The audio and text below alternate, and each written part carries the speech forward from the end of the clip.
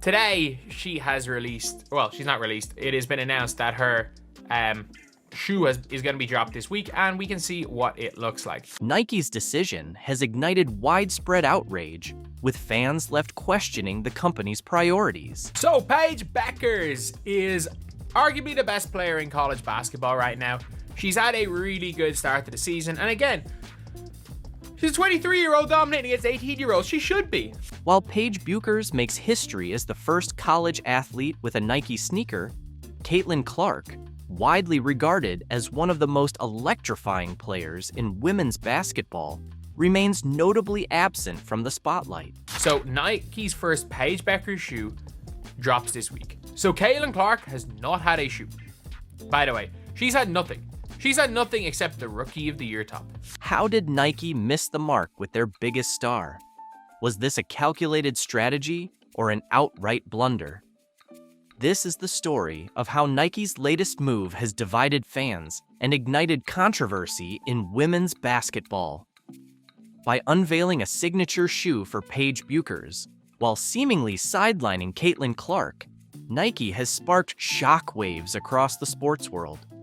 What should have been a groundbreaking moment for women's basketball has quickly spiraled into a PR crisis, with fans, analysts, and casual observers alike questioning the brand's priorities. The controversy goes beyond the sneaker. It's about how Nike's decision is being interpreted as a glaring snub of Caitlyn Clark, a player widely recognized as the face of women's basketball. Nike signed Bueckers in September 2023, where she frequently wore the GT Hustle 2 on court. She signed several NIL deals. So, Nike signed Caitlyn Clark in 2022. Nada. Nike signed Paige Bueckers in 2023. Signature shoe straight away. Fans are outraged, flooding social media with calls for action, including boycotts of Nike products. How do you ignore Caitlyn Clark, the best player in women's basketball? One fan tweeted. Another added, Nike just doesn't get it. Disrespecting Caitlyn Clark is unacceptable, and I'm done buying their products. These frustrations are mirrored in fan forums, where debates over Nike's priorities dominate discussions. Some fans are even posting videos of themselves discarding Nike gear, while others are pledging to switch to competitors like Adidas or Under Armour. The backlash is undeniable, and the noise is only getting louder. The irony of this controversy is rooted in Caitlyn Clark's undeniable greatness. She doesn't need brands to validate her. Brands need her. At just 22, Clark has transcended college basketball, becoming a household name in sports overall. Her record-breaking performances, exceptional leadership, and ability to draw massive crowds have cemented her status as a superstar.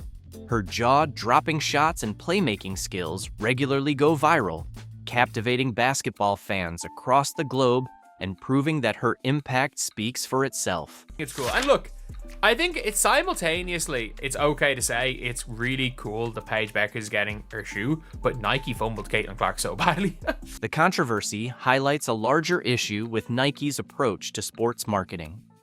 While Bueckers is undeniably talented and deserving of recognition, many feel that Clark's cultural and athletic impact has reached unprecedented levels. Her performances consistently draw massive audiences, and her highlights frequently go viral, captivating basketball fans worldwide. For a brand as influential as Nike, sidelining such a star feels like a glaring missed opportunity. Nike's decision not to launch a Caitlyn Clark signature shoe has also raised concerns about their ability to connect with their audience. Fans argue that Clark's dominance and charisma make her the perfect candidate to lead a campaign that could transcend sports and become a cultural moment. Instead, Nike's move has been widely interpreted as tone-deaf, sparking backlash that continues to grow. This misstep has opened the door for competitors like Adidas and Under Armour to step in and align themselves with Clark, whose marketability continues to soar. A Caitlyn Clark signature shoe could not only boost sales, but also send a powerful message about valuing women's sports. If Nike doesn't act quickly, they risk losing one of the brightest stars in basketball to a rival brand. For now, Caitlyn Clark's star power shines brighter than ever. She doesn't need a signature shoe to prove her greatness. Her talent and influence speak for themselves. However, for Nike, this situation serves as a wake-up call. The backlash has shown that fans are paying attention, demanding better representation, and willing to hold brands accountable. If Nike fails to recognize Clark's value, it risks falling behind in the rapidly evolving landscape of women's sports marketing. Could Satou Sabally join Caitlyn Clark on the Indiana Fever? This could be the biggest WNBA story of the offseason, and the digital clues Sabally has been leaving suggest it's more than just speculation. Recently, the Indiana Fever said goodbye to Temi Fagbenle, one of their key players early in the season. While this may seem like a typical off-season move, it could be setting the stage for something massive. Satou Sabally, the Dallas Wings all-star forward, has made it clear she's a free agent and has been subtly hinting at her interest in joining the Fever. From strategically liking social media posts to engaging with content about teaming up with Caitlyn Clark, Sabally's actions are speaking volumes. So she's come out and said she's a free agent, and then Overtime said Satou teaming up with Caitlyn, kinda here for that narrative. On Instagram, Sabally has been particularly active. After announcing her free agency, she began liking posts about the Fever and their potential super team with Caitlyn Clark. What's notable is her complete lack of engagement with posts from fans of other teams, including vocal Chicago Sky supporters. This is calculated. Sabally has even liked fan-created graphics showing her in a Fever jersey, something rare in a league where players typically avoid tampering speculation. This isn't just random behavior. The timing and pattern of her activities suggest intent. After the college season began and Caitlyn Clark started dominating headlines, Sabally's engagement with Indiana-related content escalated. It's clear she's intrigued by what the Fever are building. Why does this matter? The Fever are at a pivotal moment. They have Aaliyah Boston, who had a historic season, and of course, we all know what Caitlyn Clark has been up to. But they still need a veteran superstar to complete the picture. Sabally, at 6 feet 4 inches with guard-like skills, could be the missing piece. Last season, Sabally averaged nearly 19 points and 8.5 rebounds per game. She's a versatile forward who can stretch the floor, defend multiple positions, and dominate in the paint. Pairing her with Boston and Clark would create a lineup that's not just competitive, but potentially dominant for years. And let's not forget Kelsey Mitchell, a proven scorer who would thrive with defenses unable to focus solely on her. But how could the Fever actually get Sabally? The Wings could use the core designation to retain her rights, similar to the franchise tag in other sports. However, history shows that forcing players to stay often backfires. Elena Delle Donne and Diana Taurasi both pushed their way to preferred destinations despite being cored. A sign and trade deal might be the best solution for all parties. A likely trade package could include Nalissa Smith, the 8th pick in the upcoming draft, and a future first-round pick. Smith is a promising young forward with significant upside, and the draft pick would allow Dallas to add more young talent. For the Fever, giving up these assets is worth it to secure a proven superstar like Sabally. This potential move isn't just about the Fever, it's about the league. With super teams already established in New York and Las Vegas, the WNBA needs another team to balance the competitive landscape. Adding Sabally to a young core led by Boston and Clark could make Indiana that team. It would also shift the narrative around Indiana as a free agent destination, turning them into one of the most exciting franchises in the league.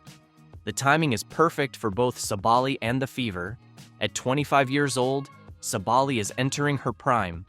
The Fever have cap space to offer a max contract without compromising their roster, thanks to their young core still being on rookie deals.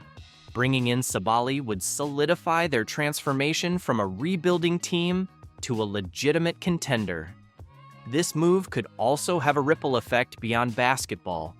The Fever would instantly become one of the most marketable teams in the league, drawing attention to a smaller market and contributing to the WNBA's growth. SAali joining forces with Clark in Boston wouldn't just create a team, it would create a dynasty capable of dominating the league for years to come. Did you hear the latest uproar in the WNBA?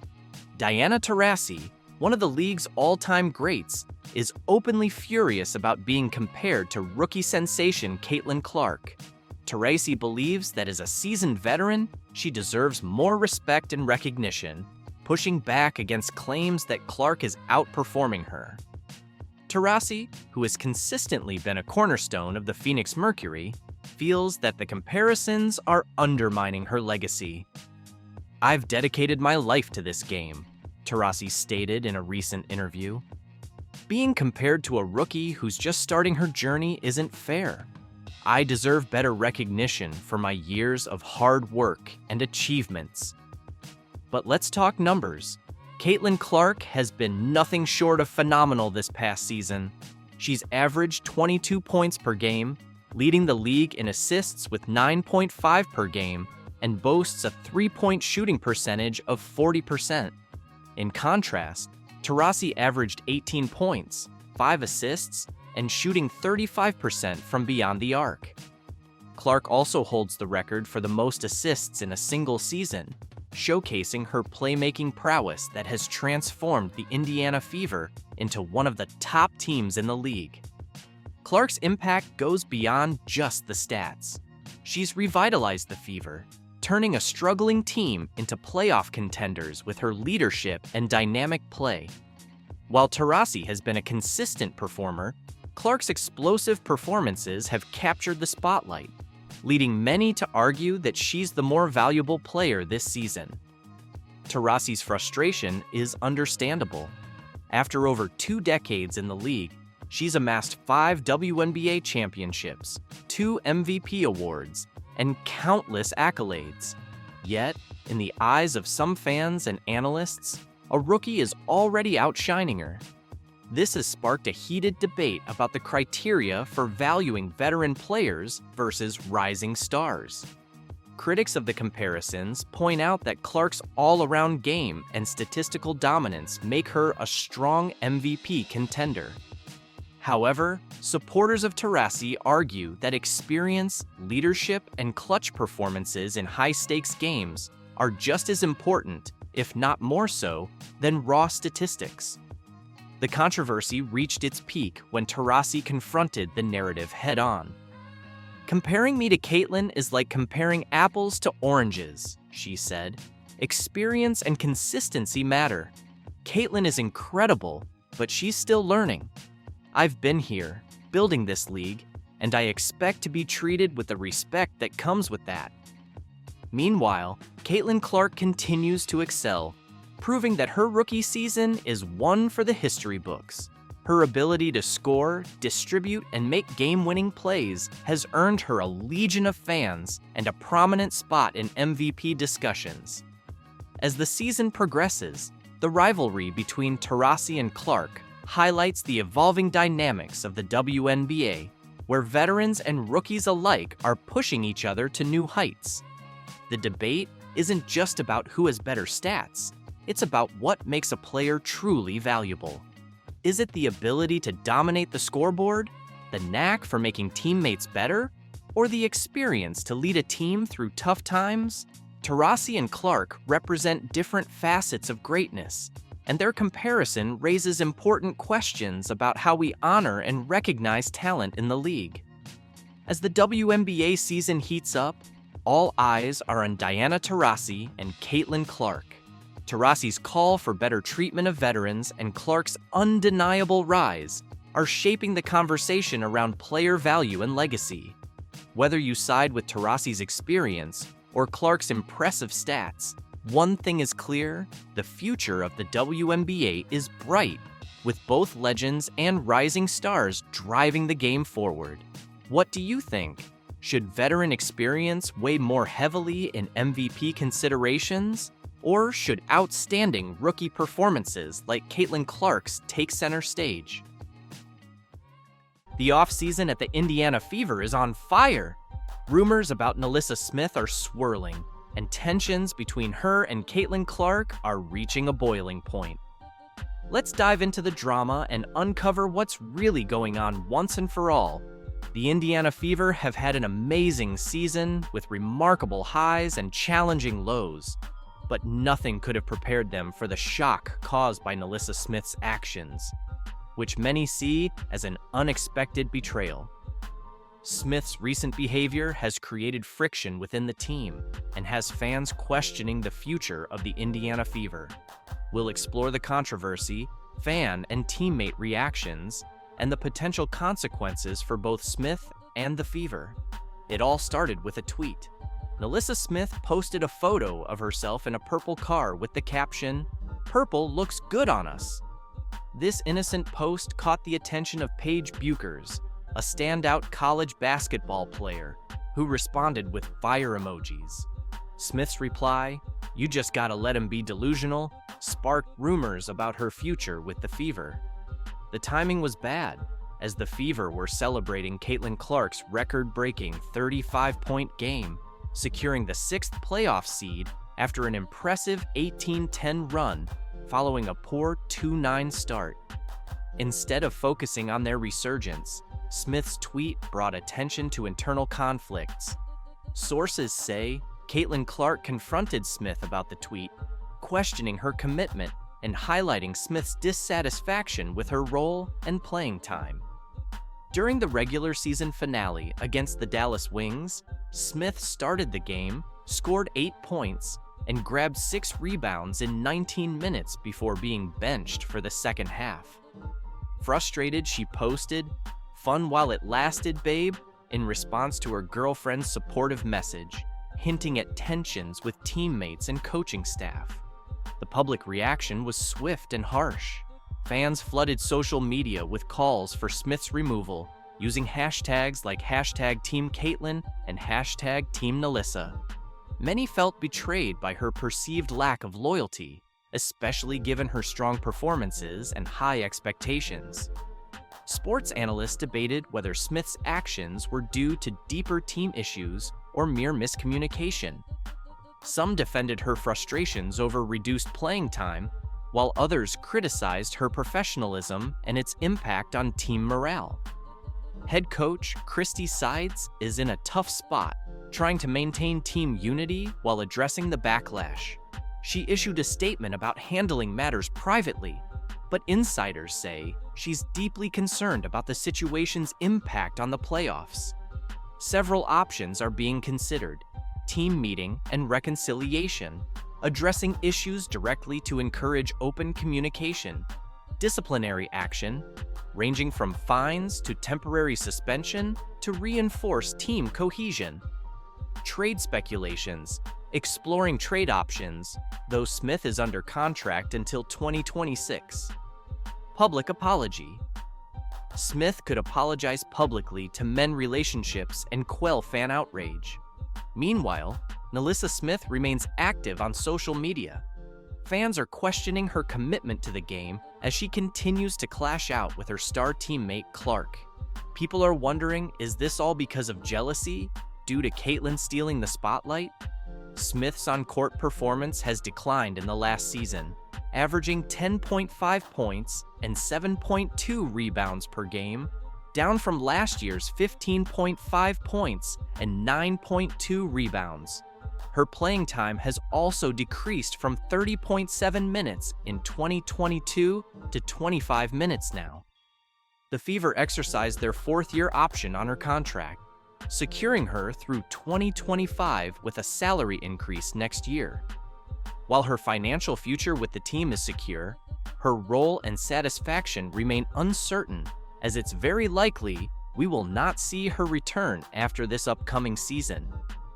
Whether this incident becomes a catalyst for growth or a source of division depends on how the Fever, especially Smith and Clark, choose to move forward.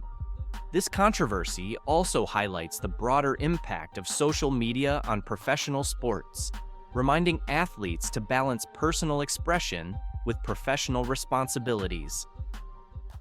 A'ja Wilson 1, Nafisa Collier 2, Sabrina Ionescu 3, Brianna Stewart 4, Alyssa Thomas 5, and honorable mentions, Caitlyn Clark. Did you catch the latest WNBA bombshell?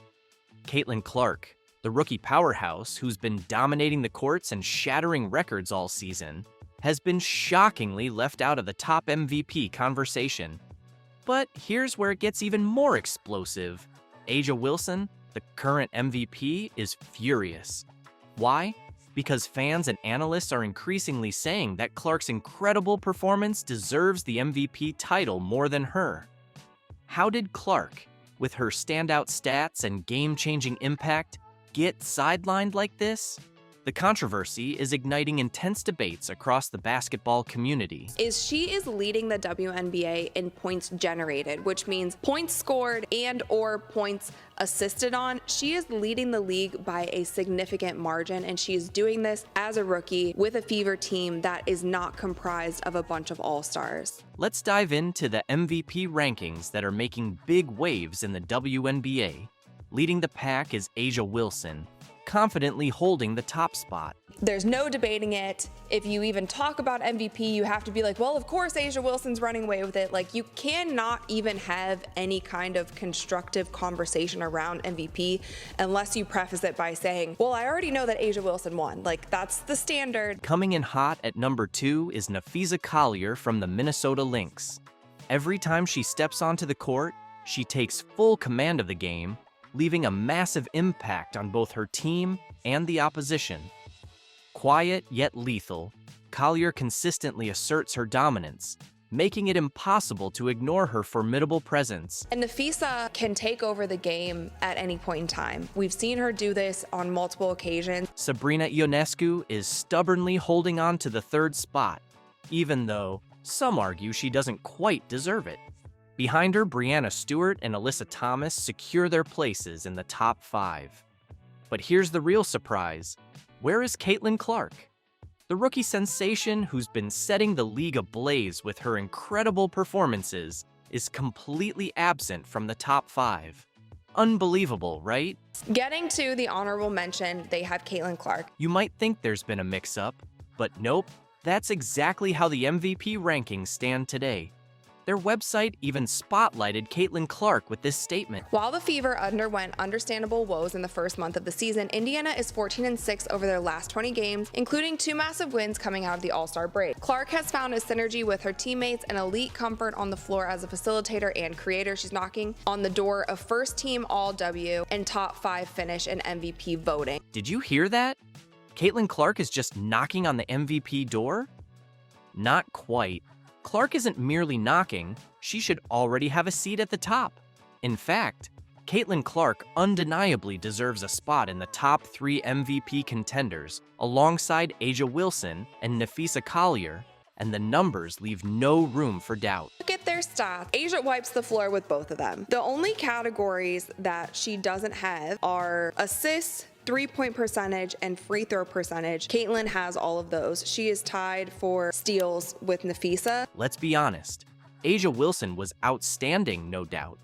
But rookie Caitlyn Clark has outshined her in crucial areas like assists, free throw percentages, and 3-pointers, even setting the assist record. Clark's on-court impact is undeniable, proving she's anything but average. So why is she being overlooked? It's got everyone puzzled. Some say it's because she's a rookie and the league prefers established stars. Others argue that individual stats don't capture the whole picture. This snub hasn't gone unnoticed. The debate is heating up, with voices like Rachel Demita criticizing the WNBA's MVP selection process. Demita points out that every time Clark elevates her game, the bar for her recognition keeps rising, making it harder for her to secure the MVP title she clearly deserves. Historically, only one rookie, Candace Parker in 2008, has ever won the MVP award. It feels like there's an unwritten rule against first-year players being the most valuable. But why? Are rookies seen as too inexperienced, or is there a bias towards veterans? Clark is challenging this by excelling not just as a rookie, but across multiple facets of the game. As Skip Bayless put it, nobody in the league can flick logo threes as effortlessly as Caitlyn can. Clark is now pushing A'ja Wilson for the MVP crown with her exceptional ability to control the game. While Wilson has secured back-to-back championships with a star-studded team, Clark is transforming the Indiana Fever. Before the All-Star break, the Fever were struggling with a 13-27 record. After the break, they flipped the script with a 14-6 run, thanks to Clark's leadership and stellar performances. She's not just scoring, she's elevating her entire team, leading them to the playoffs for the first time since 2016. When comparing Clark to Candace Parker, Clark is already surpassing Parker's rookie stats in assists, steals, three-pointers, and free throw percentage. Her all-around game is setting new standards, proving she's a game changer. Her impact on the Fever is clear, turning a struggling team into one of the league's hottest. Meanwhile, A'ja Wilson shines on a team loaded with Team USA players and multiple All-Stars, making her achievements impressive but also supported by a strong roster. In contrast, Clark excels without the same level of star support, highlighting her individual value. The MVP debate in the WNBA is intensifying. Should the award go to the player with the best stats, the one who drives their team's success, or the one who's revolutionizing the game? Clark's season is forcing us to rethink traditional MVP criteria, blending individual excellence with transformative team impact. Caitlyn Clark's rise is more than a rookie story, it's a revolution in the WNBA. As she continues to dominate and elevate her team, the question remains, is it time to break down old barriers and recognize the true value players like Clark bring to the league? The MVP conversation isn't over, and Clark is right at the center, challenging us to redefine what it means to be the most valuable player. What do you think? Should the MVP go to the player with the best stats, the one who boosts their team's success, or the one who's redefining the game? Is the WNBA racist? Some would say so, but let's discuss some facts and numbers first. By all means, this was the best year the WNBA has ever had. They set an all-time record for total television viewers, reaching 54 million people. They also set an all-time record for the number of broadcasts that hit at least 1 million viewers. The league saw its highest total attendance in more than 2 decades, with a massive 50% increase compared to last year. The All-Star Game broke new ground with a staggering 10 million fan votes, a more than 500% increase from the previous year. The Indiana Fever, the team Caitlyn Clark plays for, managed to set an all-time single-season attendance record for a WNBA team. Beyond that, the league saw a 350% year-over-year growth in subscriptions to their paid streaming service. Add to that more social media engagement, more sellout crowds, more news coverage, and more merchandise sales than ever before. It's the kind of season that WNBA executives likely never imagined was possible. Now, given all these remarkable achievements, how much money do you think the WNBA made this year? How much revenue could such a groundbreaking season bring in? What kind of profit do you think they were able to achieve? Earlier in the year, there were reports suggesting that the WNBA's finances weren't looking great, and now that the final numbers are in, those estimates have proven to be pretty accurate. According to the New York Post, the WNBA lost $40 million this year. Yes, during its best season ever, the league still managed to operate at a loss of $40 million.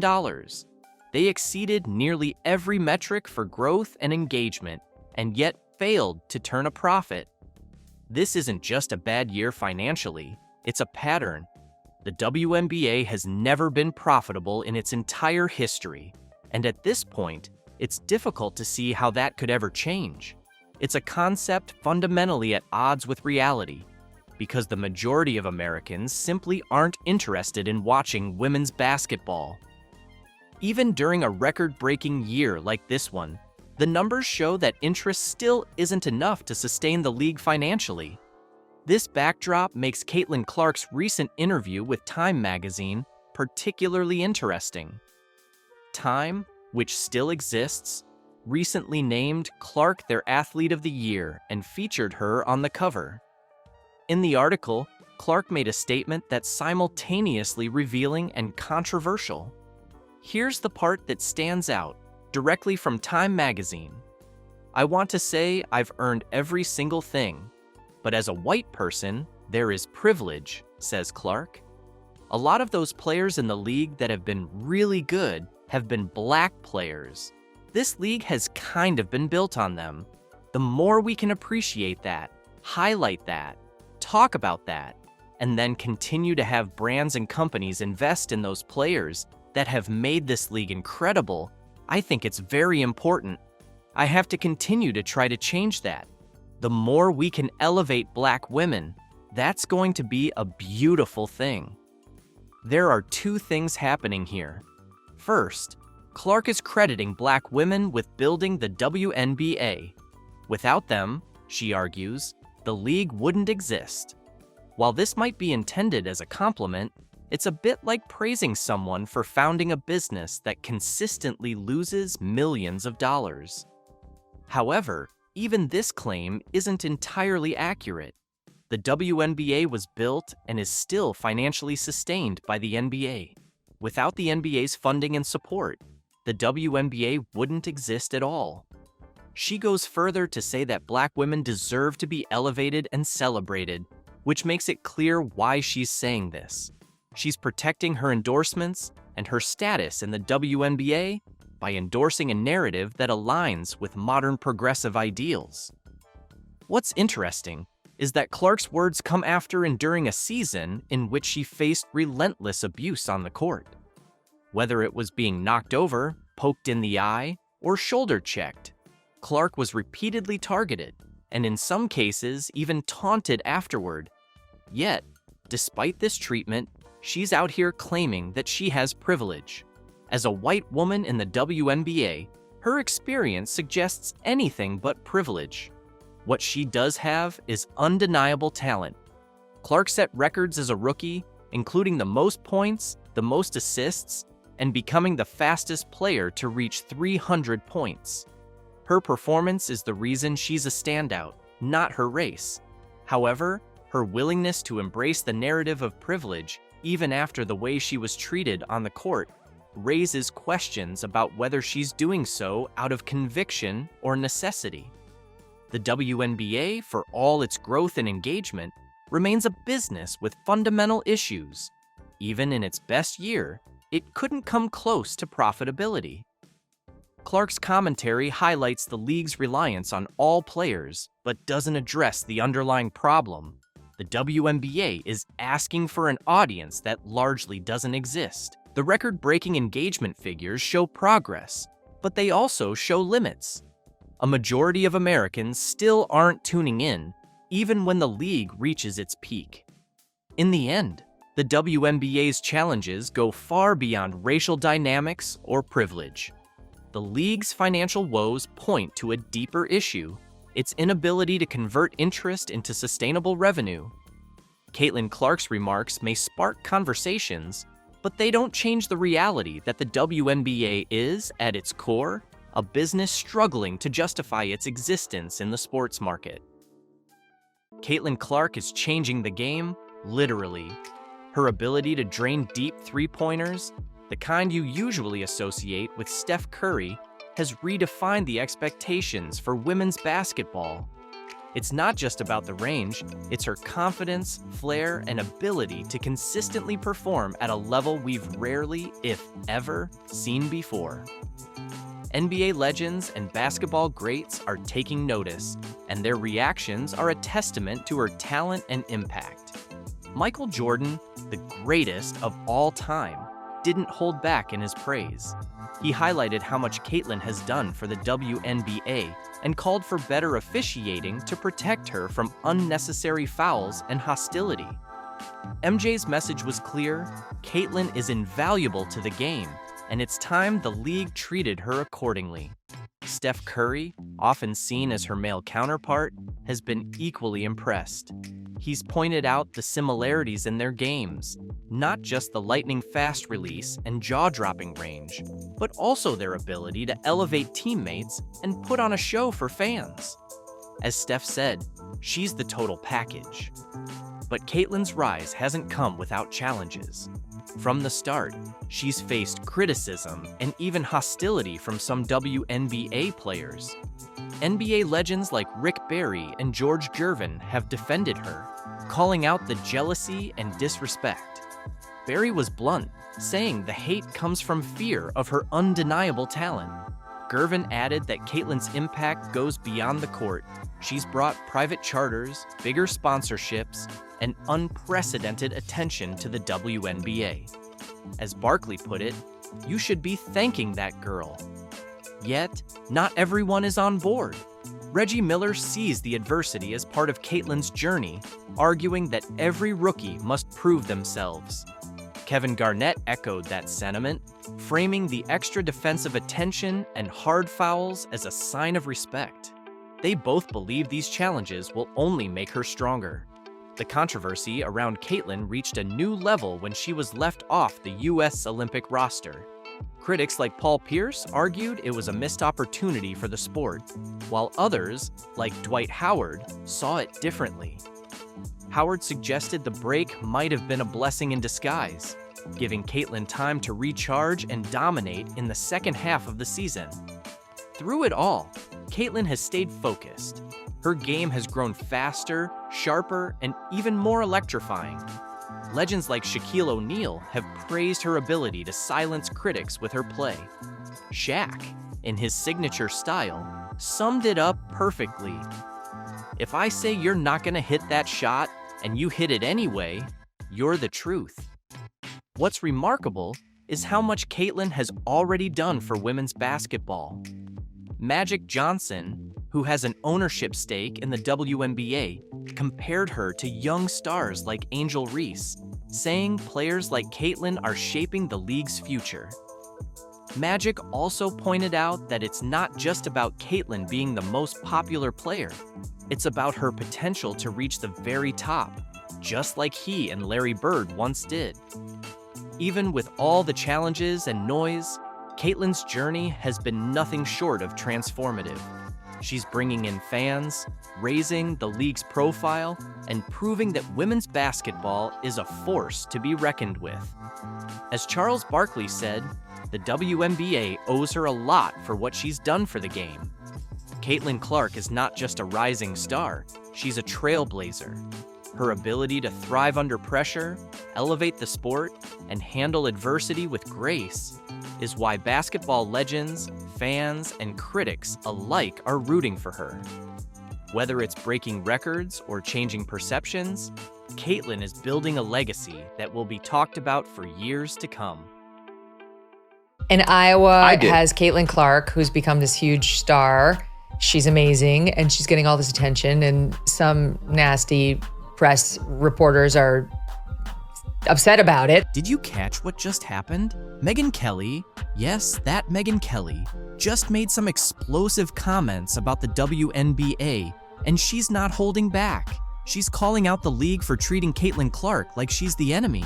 Hard to believe, right? So, what exactly did Kelly say that's got the WNBA so stirred up? Her blunt remarks about Caitlyn Clark have lit up the basketball world, sparking a huge reaction across the league. Kelly didn't mince words, and now her comments have everyone on edge. Let's dive into the details everyone's buzzing about. But she came out to say her own scoring record stands despite Caitlyn Clark beating it, because I guess they didn't have three-pointers when she was playing, which is just ridiculous. Kelly didn't hold back when she criticized the WNBA for its treatment of Clark. She bluntly stated that what's happening to Clark is really that serious. Can you believe it? This isn't just some offhand comment. Kelly's words carry significant weight. So she's getting a lot of hate from people like that. Of course, Jamel Hill has weighed in. Like, a lot of people taking shots at her. You might be wondering, since when does Megyn Kelly care about basketball? And that's a fair question. She typically doesn't involve herself in sports drama. So why is she speaking out now? The reason is that what's happening to Clark is so outrageous that even Kelly felt compelled to voice her opinion. She's been in the WNBA for 2 minutes. There's no reason to hate her other than the amount of attention she's getting and her skin color. I mean, would this be happening to a black Caitlyn Clark? No. Getting the same amount of attention. This is where things really heat up. Kelly revealed that some players are actively targeting Clark on the court. She's not referring to just tough defense or regular competition. She's saying that Clark is experiencing outright abuse. And get this, she claims the league is allowing it to happen. How wild is that? And it's resulted in physical alterations on the court that don't get called as fouls, that the girls then deny were intentional. And Caitlyn Clark always takes the high road. She never, points the finger, but it happened again. But Kelly didn't stop there. She linked Clark's treatment to larger issues in women's sports. You know how Clark has been in the spotlight a lot recently? Well, Kelly made a shocking statement saying that. Many black women inside the WNBA are resentful that this white woman came in and is getting all this attention. That's a serious accusation, and it stirred up strong reactions on all sides. Kelly isn't just referring to fouls and rough play. She's claiming there's a significant amount of racial tension simmering beneath the surface of the WNBA. She believes Clark is right in the thick of it all. The people weren't going, Jake, because they were homophobic, racists. That's why the other girls resent Caitlyn getting attention, because she's not black. You might be asking yourself if Kelly is correct about all this. That's the million-dollar question. One thing is certain, though. Her comments are prompting everyone to seriously examine what's really happening in the league. Kelly believes that Clark is turning the sport into something mainstream. And if that's the case, it seems not everyone is pleased about it. These are the highest ratings in more than 10 years. And it is 100% because of Caitlyn Clark. Those are regular NBA ratings. Like, if you get a couple million people watching an NBA game, you're pretty happy as a network guy. She is the Michael Jordan. Like, I know you're not a major basketball Him, person, I know. but she is the Michael Jordan of female basketball.